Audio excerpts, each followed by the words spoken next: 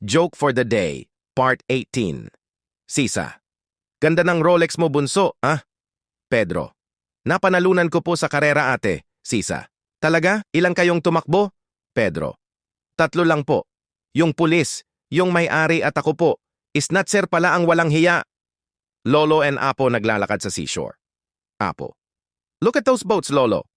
Lolo. Yes, Apo. Those are called yachts. Apo. Lolo. How do you spell yachts? Lolo. Oh, you're right, Apo. Those are boats. Ha ha ha. Pedro. Tol, nung mayaman pa kami, nagkakamay kaming kumain. Ngayong mahirap na kami, nakakutsara na. Juan, baligtad yata? Pedro. Mahirap kamay ng lugaw, tol. Ha ha ha. Boss. Why we need to hire you? John. Kasi po mas bago pa lang po ako kaya wala pa po akong sungay, boss. English please, John. Well, you see, I'm brand new, so I'm not yet horny. Haha, pa-follow naman idol para sa mga iba pang funny jokes mo ah.